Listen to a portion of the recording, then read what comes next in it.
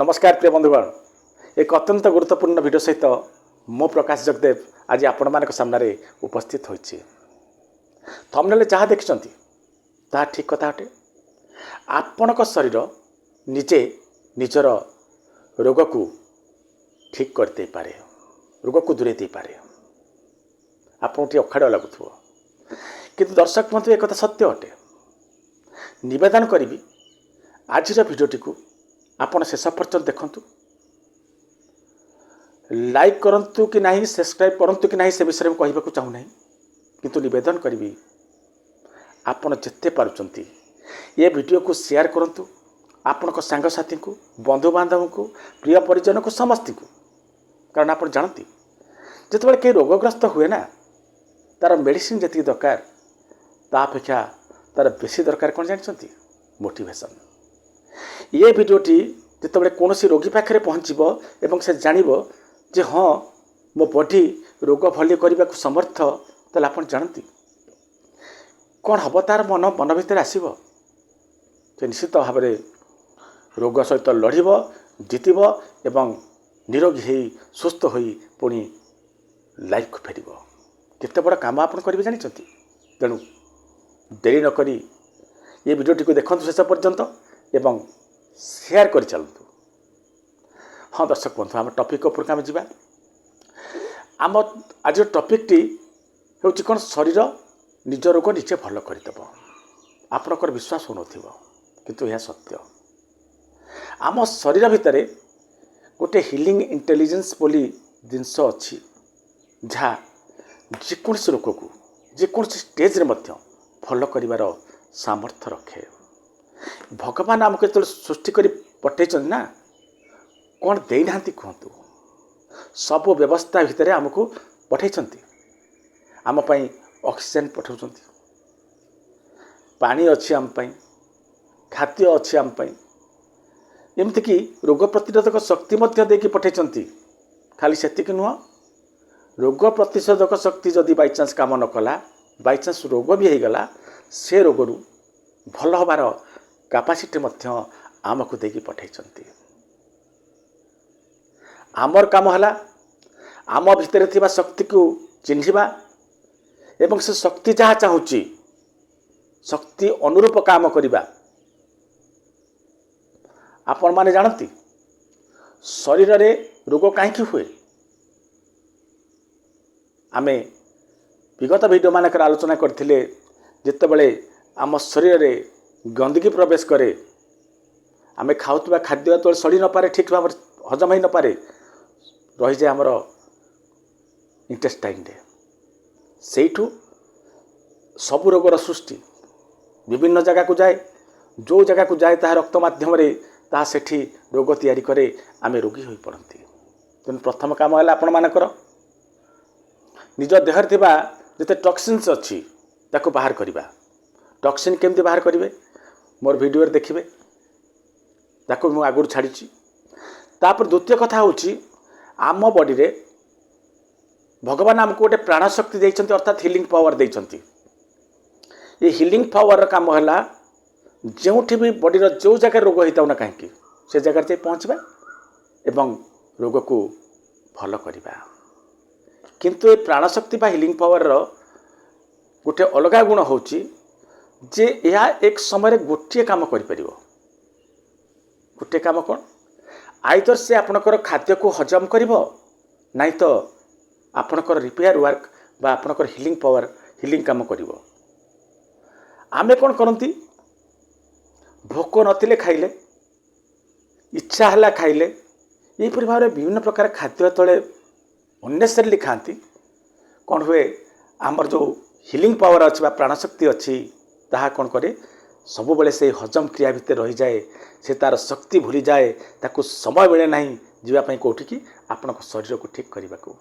निवेदन करेंगे आपण मैंने समस्त को, आवश्यक नहीं तो खाद्य खातु नहीं, पेटरे भोक नहीं तो इच्छा हला जीवा लालसा आपण यार छोट जिनस पाटे पकातु नहीं।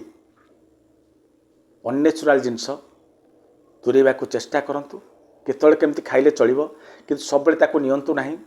जो जिनस शीघ्र हजम न हो भाभी चिंती देखि चाहि से खाद्य खातु कारण जिते डेरी हम आपंकर हजम क्रिया सेते डेरी पर्यंत आपण बाध्य करिबा आपण प्राणशक्ति को कौन करने कहले से हजम क्रिया मातिबा जो समय से करता कौन आप हिलिंग कम करता आपन को सुस्थ करता से समय से मातिला कौन प्राणशक्ति आमर हजम क्रिया तेणु चेष्टा करूँ आवश्यक नथिले कौन खाद्य न खाइबा ता सहित उपवास प्रक्रिया को जदि पारुचंती सप्ताह थरे हदे हो थरे दुथर हो आपण उपवास रुहतु देखिए जीवन में मिराकिल मान आसो या पर चलते आम आउ टपिक उपर जा जो तीनोटी काम कले आम शरीर ता रोग को भल कर प्रथमटी है कौन माइंड हिलिंग कौन माइंड हिलिंग कथा बुझंतु जे आम शरीर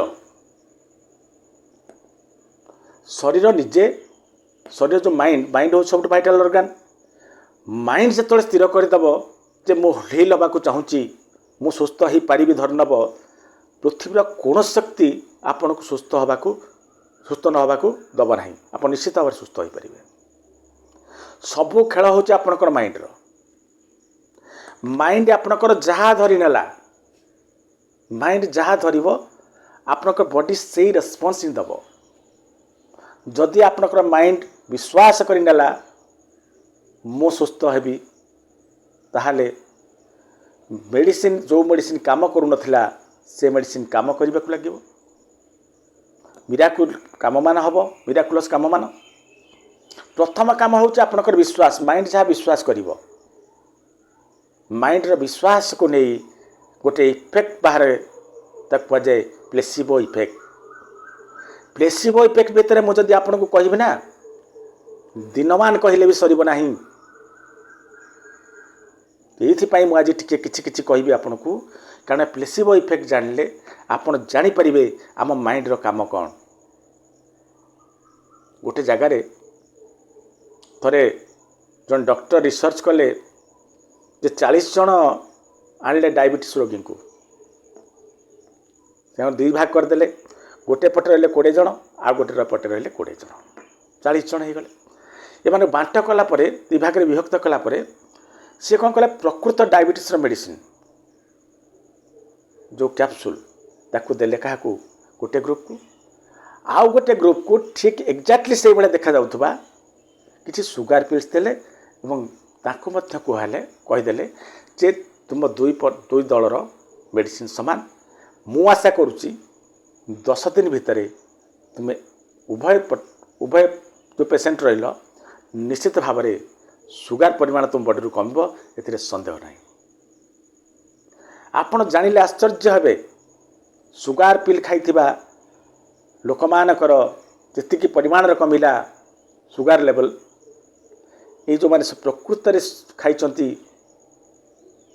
जो डायबिटीज मेडिसिन से मत से कमिला केमती है कारण माइंड बिलीव करनेला जे हाँ से सुगार पिल खाई माइंड बिलीव कला जे जड़े भल डॉक्टर जेहेतु आमको डायबिटीज मेडिसिन देइचंती निश्चित भाव में आमर सुगार परिमाण कम है खाली से नुह कैलिफोर्निया गोटे जगार कथा कहूँ मु मत बहुत बढ़िया लगी कथा पढ़ी जे जन को फांसी हो गला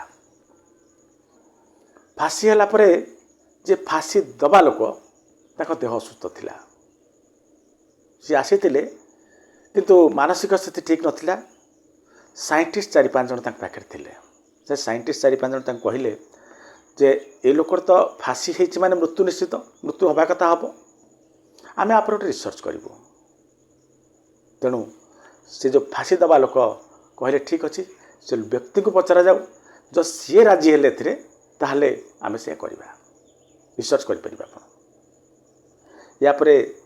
जहाँ को फांसी दिज्व ताको ए साइंटिस्ट मैंने डाकिले तो देख फांसी देले तुम कष्ट हम बेस समय तुम्हें कष्ट पाइब आम पाखे आउ गोटे मेथड अच्छी तुम्हें तो मरबार अच्छी मर फांसी मर कि अन्य को उपाय मर आम तुमको कष्ट देखा तुम कष्ट देखा चाहूना तेणु आम गोटे कम करूँ तुमको गोटे कोब्रा कामुड़ेबू साप आसी कामुड़ गोटे सेकेंड भितर तुम जीवन चल कष्ट हेनी तुमको ବ୍ୟକ୍ତି ଜଣକ ଭାବିଲା ଯେ ମୁଁ ତ ଏମିତି ମରିବି ସେମିତି ମରିବି, ଫାଶୀ ପାଇଁ କାହିଁକି ଏତେ କଷ୍ଟ ପାଇବି, ତା ଅପେକ୍ଷା ମୁଁ କାହିଁକି ଏମିତି ଏମାନେ ଯାହା କହୁଛନ୍ତି ରାଜି ନ ହୋଇଯିବି। ସେ ବ୍ୟକ୍ତି ଜଣକ ରାଜି ହେଲେ। ତାଙ୍କୁ ଗୋଟେ ଘରେ ରଖାଗଲା, ଗୋଟେ ଘର ଭିତରେ ତାଙ୍କୁ ବସାଗଲା ଗୋଟେ ଚେୟାରରେ। ସାଇଣ୍ଟିଷ୍ଟ ମାନେ ଠିଆ ହେଇଛନ୍ତି, ତାଙ୍କ ମୁହଁରେ କପଡ଼ା ଗୁଡ଼େଇ ଦିଆଗଲା। କପଡ଼ା ଟେକନ୍ତି ତ ସେ ଦେଖୁଛନ୍ତି ଜଣେ ଲୋକ କୋବ୍ରା ନେଇକି ଆସୁଛି, ସାପ ଧରିକି ଆସୁଛି।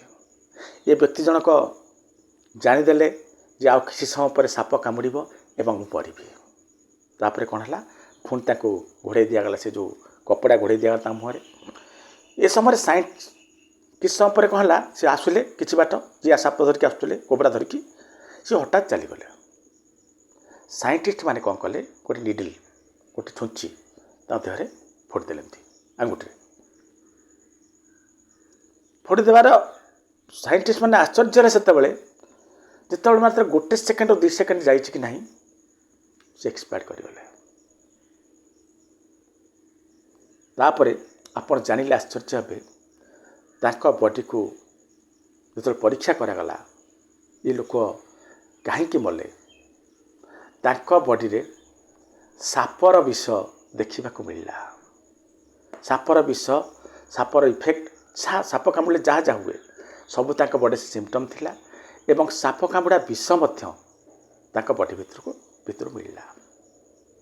ଚିନ୍ତା କଲେ, ଯଦି ସାପ କାମୁଡ଼ିଲା ବୋଲି ବିଶ୍ୱାସ କରି ଜଣେ ବ୍ୟକ୍ତିଙ୍କ ଦେହରେ ସାପର ବିଷ ଦେଖାଯାଉଛି, ସିମ୍ପଟମ୍ ଦେଖାଯାଉଛି, ତାହେଲେ ଆମ ବଡ଼ି ଏମିତି କାହିଁ ହେଲା, କାରଣ ମାଇଣ୍ଡ ବିଲିଭ୍ କରିନେଲା ସାପ କାମୁଡ଼ିବ 1 ସେକେଣ୍ଡ ଭିତରେ ମରିବି।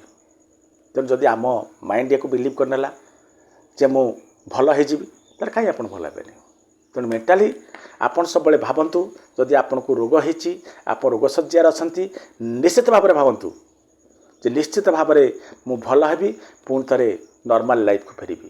ଏ ଭାବନା ହିଁ ଆପଣଙ୍କୁ ଅନେକ ମାତ୍ରାରେ ଆପଣଙ୍କ ରୋଗରୁ ସୁସ୍ଥ ହେବାକୁ ସାହାଯ୍ୟ କରିବ। ନିବେଦନ କରିବି, କୌଣସି ଜୀବନର କୌଣସି ପରିସ୍ଥିତି ଯେମିତି ରୋଗ ହେଇଥାନ କାହିଁକି, ଆପଣ କେବେ ବିଶ୍ୱାସ ଛାଡ଼ନ୍ତୁନି କି ମୁଁ ସୁସ୍ଥ ହେବି ବୋଲି।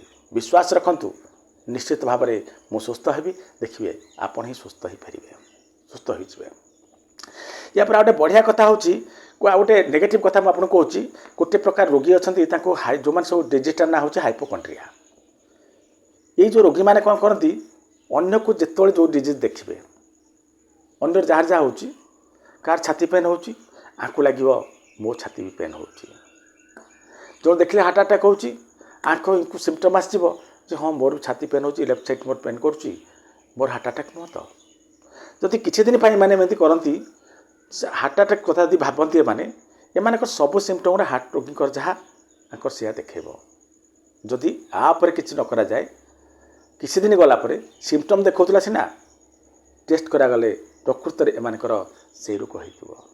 କାହିଁକି କହିଲେ, ଆପଣଙ୍କ ମାଇଣ୍ଡ ଥରେ ଯାହା ଭାବିନେଲା ନା, ଆପଣ ମାଇଣ୍ଡ ଯାହା ବିଶ୍ୱାସ କରିନେଲା ନା, ତାହା ହେବା କଥା ହେବ।